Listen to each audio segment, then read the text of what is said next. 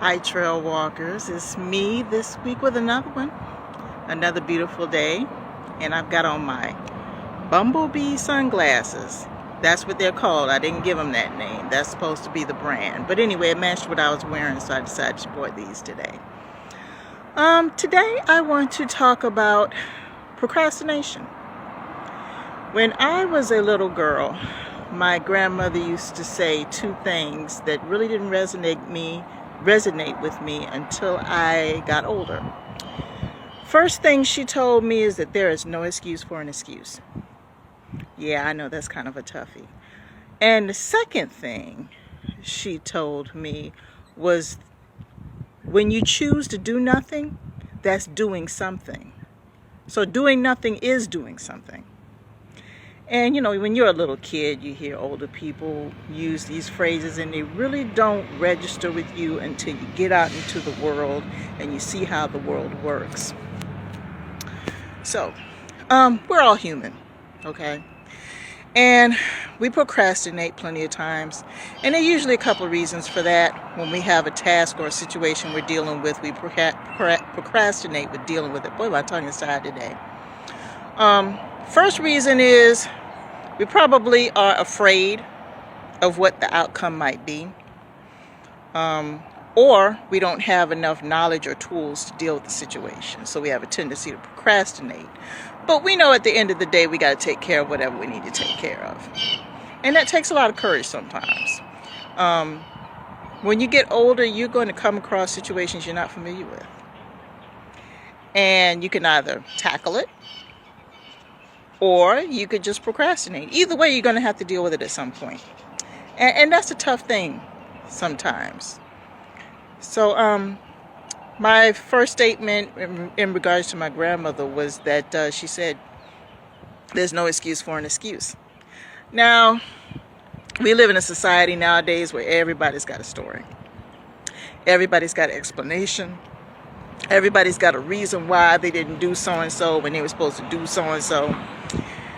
And everybody's got an excuse. And then they have that other group of people that prescribe to it. They'll feed into it and say, oh, well, they couldn't do so-and-so because of so-and-so. So you got to give them a break. Give them a break. But believe it or not, there are actually people in this world that spend their entire lives doing nothing but making excuses for every single little thing that they've done, or every single little thing that they should have done, or every single little thing that they hadn't done.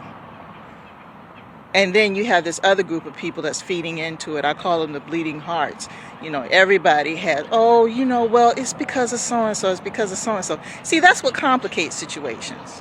My mother, God rest her soul, told me a long time ago before she passed, she said, there is a simple solution to a lot of the major problems that we're dealing with in this world.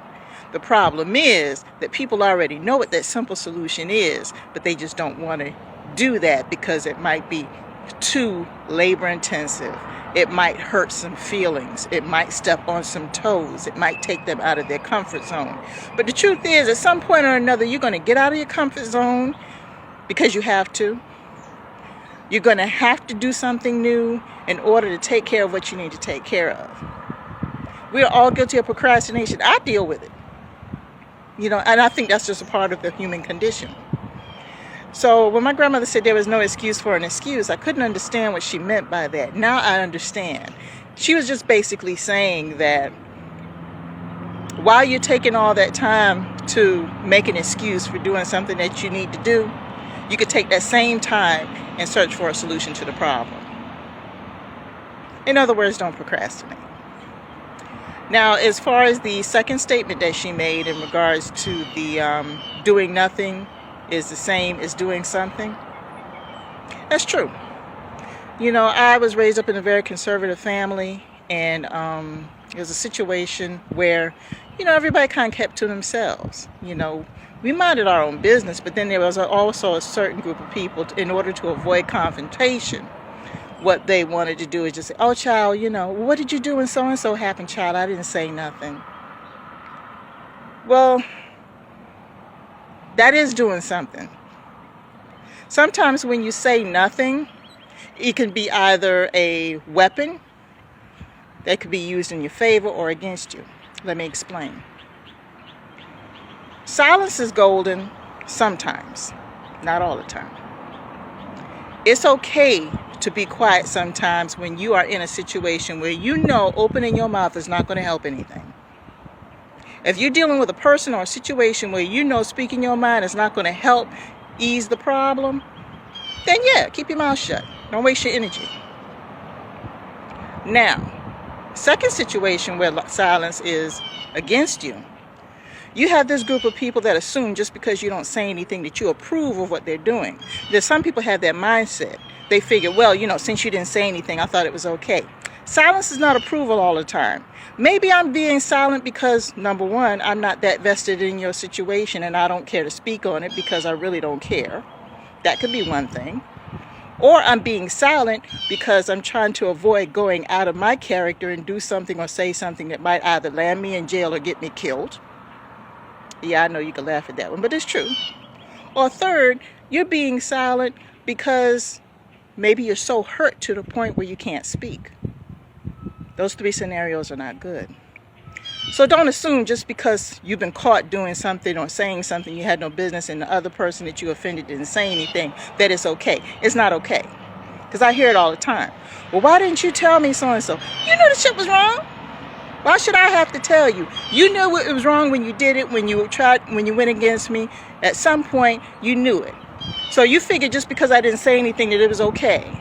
And it was okay for you to do it again. No.